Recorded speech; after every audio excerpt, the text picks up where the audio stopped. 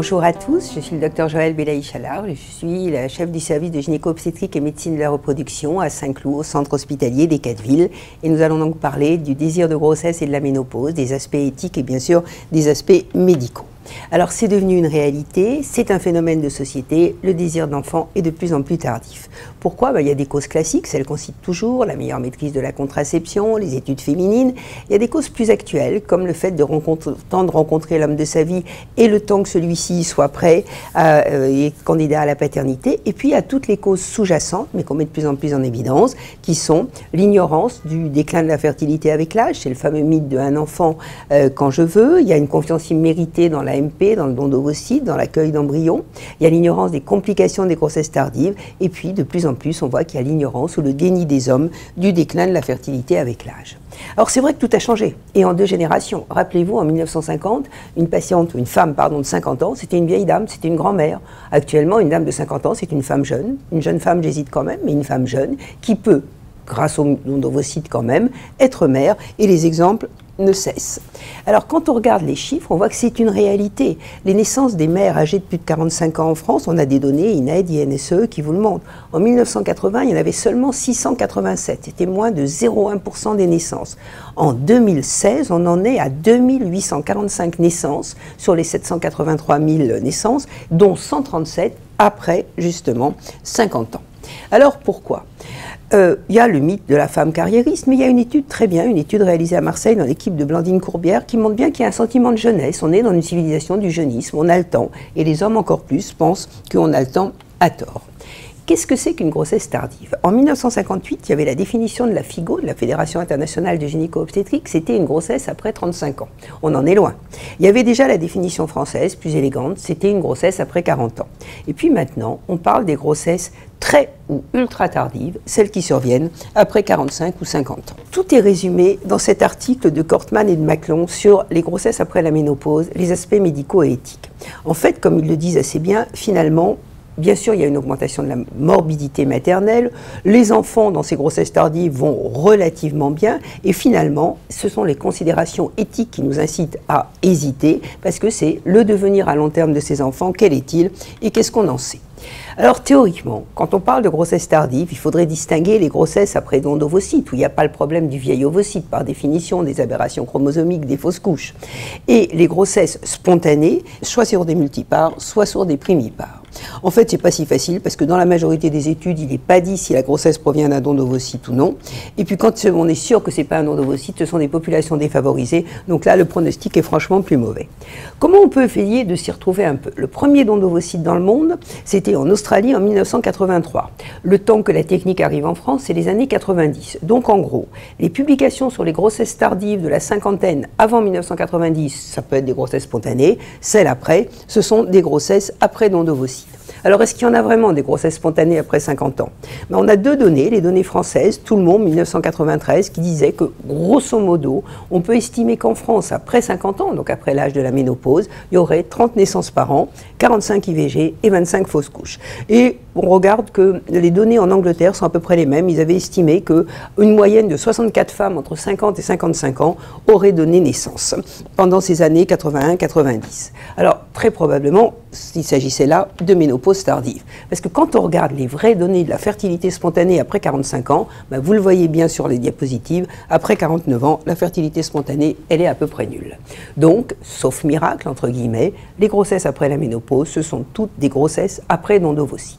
Alors, est-ce qu'il y a une limite pour le don d'ovocytes? En France, on n'a pas de limite légale, sauf qu'il est dit, l'AMP est réservée aux couples en âge de procréer, ce qui ne veut pas dire grand-chose, effectivement, mais on admet que c'est avant 50 ans.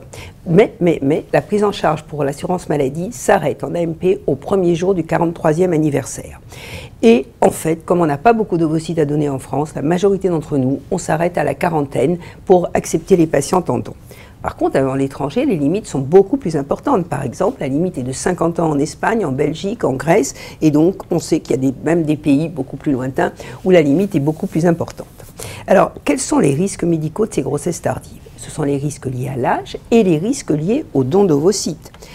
On sait grosso modo qu'à 40 ans, les grossesses se passent bien. Le devenir est plutôt favorable. Et puis, ce n'est pas le problème. Et même que les mères seraient peut-être un peu mieux, comme le disait Aref Hadib en 2007. Elles étaient plus aptes à recevoir en fait les enfants après la quarantaine. Ça se discute. Après 43 ans, on le sait aussi dans les études, la majorité des cas, la grossesse va bien se passer, mais quand même, il y a plus de césariennes, il y a plus d'accouchements prématurés. Après 45 ans, il y a les pathologies liées à l'ovocyte, il n'y en a quasiment pas parce que c'est du don d'ovocyte, donc il y a toutes les pathologies qui sont liées à l'utérus, à l'âge vasculaire, il y a les pathologies chroniques associées qui sont plus fréquentes chez ces femmes, et puis il y a plus de diabète gestationnel, il y a plus d'hypertension, il y a plus de prématurité, il y a plus de métrorragie du 3e trimestre, donc il y a tous ces problèmes, plus éventuellement ceux du don. Et donc déjà, sur les grossesses à 45 ans, en gros, on est plus réservé. Les grossesses sont des grossesses à risque, ça c'est à peu près évident. Et après, si on monte encore, il y a cette étude de Yogev, après 45 ans, qui est tout à fait intéressante, qui vous montre déjà, c'est une étude qui a le courage de dire exactement combien il y a de grossesses en don d'ovocytes. Vous voyez, 79 650 patientes, 177 ont plus de 45 ans, on les compare à des femmes jeunes, et dans ces patientes, sur les 177, il y en a 141 qui sont déjà des dons d'ovocytes connus. Les autres, on ne sait pas si c'est parce qu'elles n'ont pas dit. Qu'est-ce qu'on trouve? Comme d'habitude, diabète gestationnel, 17%, hypertension, 9%, prématurité, 30%, césarienne 78%, placenta prévia et problèmes postnataux, tous sont augmentés et encore plus après 50 ans. Et puis il y a un sujet dont on ne parle jamais et qui pourtant est important, en particulier pour les considérations éthiques, c'est la mortalité maternelle. Et là, on le sait très bien, le risque de mort maternelle à l'accouchement augmente avec l'âge de la mère. Alors, dans les toutes dernières données, celles qui sont parues l'an dernier, celles de Deneux, Tarot, Saucedo de 2017, il n'y a plus d'augmentation après 45 ans, mais regardez quand même, et c'est bien montré, le risque à 40 ans, on le voit, il est 15 fois plus, dans l'enquête précédente c'était après 45 ans, 15 fois de plus, mais déjà dans cette enquête, pendant cette période, on voit qu'on a un risque de mortalité maternelle multiplié par 3 si la femme a plus de 40 ans, et ça, il va falloir quand même en tenir compte. Pour l'enfant, mais l'enfant aussi a des risques. Il y a une augmentation de la mortalité périnatale avec l'âge, qui est bien connue. La proportion de morts-nés augmente avec l'âge. Et ce sont des données déjà anciennes, mais vous voyez bien qu'on avait un taux de mortalité maternelle, de mortalité fœtale vraiment augmenté.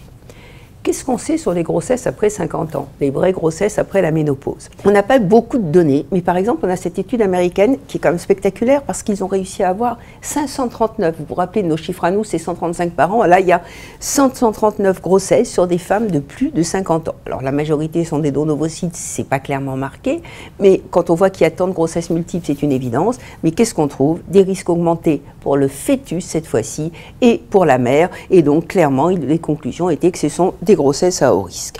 Et puis on a une autre enquête, l'étude de Yogev. Alors là, elle aussi, elle est vraiment bien faite. Vous voyez les femmes de plus de 50 ans, on en a 27, et les 27, ce sont des dons d'ovocytes, là c'est clair, et vous voyez toutes les complications comme d'habitude, le diabète de la grossesse, la prééclampsie, le risque de prématurité. Alors, théoriquement, ces grossesses après dons d'ovocytes et tardive, ça survient sur des femmes qui ont une parité réduite, elles ont peu été enceintes, en général elles ont un bon niveau socio-économique, elles ont un suivi obstétrical qui est renforcé. Oui, mais malgré tout ça, elles associent les problèmes du don et les problèmes de l'âge. Parlons un peu du don d'ovocytes. Dès qu'on dit don d'ovocytes en France, on pense uniquement à la pénurie. Ce qu'on ne sait pas assez, c'est que ce sont des grossesses à haut risque. Et c'est désormais bien démontré, en particulier on a l'étude de Van den Horn qui nous le montre, il y a une augmentation de l'hypertension, une augmentation des césariennes, une augmentation des risques d'hémorragie après l'accouchement, une augmentation des risques des hémorragies au premier trimestre. Grosso modo, ça se passe pas trop mal pour les enfants, mais pour les femmes, ce sont des grossesses à risque. Encore plus s'il s'agit de grossesses multiples et un peu trop souvent, c'est vrai, à l'étranger, pour des raisons pécuniaires visiblement, on transfère 2 ou 3 embryons et donc on a alors les risques de l'âge, du don d'ovocytes et de la grossesse multiple. Alors, globalement, mis à part quelques exceptions, toutes les études vont dans le même sens. Ah là, il y a une augmentation des risques pour la mère, après 45, encore plus après 50, et une augmentation plus discutable pour les enfants. Le problème essentiel, c'est à long terme. Comment vont aller les enfants? Et là, honnêtement, on manque un tout petit peu quelles conséquences pour les enfants, on manque un peu de données. Alors, est-ce qu'on peut en tirer quelque chose des pères? Il y a d'abord une petite phrase de France Quéré, la philosophe, qui dit « Ce n'est pas la vie qui est prolongée, c'est la vieillesse ». Ça, je crois que c'est un point important. Qu'est-ce qu'on sait sur le fait d'avoir un enfant quand on est un père âgé? Il y a des effets cognitifs qui sont bien démontrés sur les petits rats et sur les conscrits. Ce sont les vieilles études de Maurice Auroux qui montraient que les petits rats qui ont des pères âgés ont plus de difficultés d'apprentissage, vont moins vite vers l'alimentation, ont plus de décharges électriques quand il y a des tests, et que les conscrits, s'ils avaient des pères de plus de 45 ans, quand il y avait encore le service militaire, avaient des résultats au test de service militaire qui étaient moins bons que ceux qui avaient des pères plus jeunes. On sait aussi que psychologiquement, dans l'enfance, à peu près tout va bien. Ces pères âgés, ils vont chercher les enfants, souvent du deuxième couple, qui sont jamais allés chercher, alors qu'ils sont jamais allés chercher leurs premiers enfants à l'école, mais que c'est à l'adolescence que tout se gâte. Que si un homme a un enfant vers 60 ans, quand le fils aura 20 ans, il a 80 ans. Et là, quand l'enfant est en train de devenir un adolescent, pour se devenir un adolescent, il faut se révolter contre ses parents. Mais on a du mal à se révolter contre un père vieillissant. Donc ces adolescents, nous disent les pédopsies, ils ont quand même beaucoup plus de problèmes que les autres. Ils ont un sentiment d'agressivité et de différence. Enfin, il y a les conséquences familiales. Pour les hommes qui ont fait des enfants tard, comme je le disais souvent de la deuxième union, il n'y a plus de grands-parents. Et en particulier à l'adolescence où c'est utile d'avoir des grands-parents auxquels se confier, il n'y en a plus. Donc tout ça, c'est un point important, plus les difficultés qu'il y a parfois avec la première famille. Il y a d'autres études, comme les études australiennes, qui montrent de toute façon qu'il y a aussi, quand on compare les enfants nés de pères âgés à des enfants nés de pères plus jeunes, outre tous les problèmes qui ont été dits sur la schizophrénie en particulier, il y a tout simplement des tests sur la discrimination sensorielle, sur la coordination main-yeux, sur le fait d'apprentissage pour lire, épeler, calculer. Tout ça serait plus perturbé, serait moins bon, même après ajustement des facteurs socio-économiques pour les enfants dont les pères sont âgés. Alors, le problème. À quoi est-ce dû? Est-ce que c'est dû aux vieux spermatozoïdes? Est-ce que c'est génétique? Auquel cas, pour la femme, comme il va s'agir de dons d'ovocytes, on n'aura pas du tout le même problème. Ou est-ce que c'est lié au vieil environnement? Auquel cas, bien sûr, l'enfant qui sera élevé par une mère âgée et un père qui est souvent aussi âgé aura les mêmes problèmes que ceux qui sont issus de pères âgés. Ces effets néfastes, pour le moment, on n'a pas de données pour le dire. Il y a une seule enquête, un peu à plus long terme, je dirais, sur les enfants nés de mères âgées. C'est une enquête anglaise, mais l'ennui, c'est qu'elle a mis un groupe qui va de 40 à 57 ans. Donc c'est difficile d'en dire quoi que ce soit, mais qui dit que ces enfants seraient moins souvent aux urgences des hôpitaux, seraient mieux vaccinés, que, en clair, les mères de plus de 40 ans, mais j'ai pas dit les mères de 50, c'est là, c'est 40 dans l'étude, seraient mieux pris en charge. Alors, tous ces débats médicaux, c'est pour arriver au problème éthique. Clairement, le risque maternel il est augmenté avec l'âge, ça c'est une certitude. Le risque fœtal, il reste plus controversé. On n'a aucune étude à long terme sur les enfants nés de mères âgées. On a des études sur les enfants nés de pères âgés. Le don d'ovocytes, puisqu'il s'agit de grossesse après don, on l'accepte sans aucune discussion pour les femmes avant la ménopause, pour les femmes en âge de procréer ou pour les femmes qui ont un risque génétique. Et là, c'est clair que il y a les limites physiologiques, les risques maternels, les risques de l'enfant, le bien-être à venir de l'enfant, qui est inconnu, et la responsabilité médicale vont s'affronter dans la discussion éthique. Alors vous savez qu'on essaye toujours d'avoir la bienfaisance, la malfaisance, la justice, d'accord, mais pour qui? Là, non, il y a le couple, il y a l'enfant, et j'aurais quand même tendance à dire aussi, et il y a aussi le professionnel de santé. Alors, pour certains, si la femme est en bonne santé, elle a 55 ans, mais elle est en bonne santé, elle n'est pas diabétique, elle n'est pas hypertendue, elle n'est pas obèse, de quel droit nous opposerions-nous à une grossesse par don d'ovocytes? On prend bien en charge les femmes qui ont une pathologie chronique en AMP, même si la grossesse, on le sait, est beaucoup plus compliquée pour elle et parfois pour l'enfant que pour d'autres. On sait aussi que les effets de l'âge, par exemple le vieillissement oculaire, le vieillissement cutané, le vieillissement cérébral, il est pris en charge en permanence. Pourquoi est-ce qu'on n'aurait pas le droit de prendre en charge ce vieillissement? La liberté, l'autonomie de la femme à gérer sa vie comme elle veut. Et puis, on nous dit aussi souvent que l'intérêt de l'enfant, en fait, c'est un peu un mythe parce que personne ne sait exactement quel est l'intérêt de l'enfant.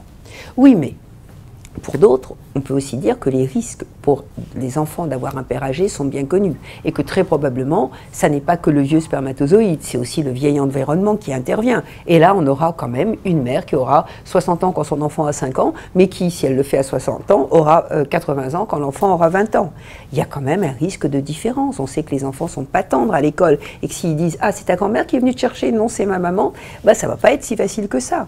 On sait aussi qu'il y a un risque d'être orphelin plus précoce si on a une mère de 60 ans que si on a une mère de 35 ans.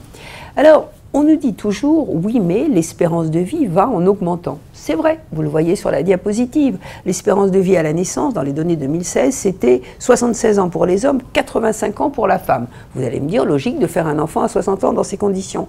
Mais je crois qu'il ne faut pas regarder seulement la ligne espérance de vie. Il faut regarder la ligne du dessous. Regardez la ligne sur l'espérance de vie en bonne santé. Et là, on voit que c'est plutôt la soixantaine pour l'homme et pour la femme, même si c'est un peu mieux pour la femme que pour l'homme. Donc là encore, attention au problème.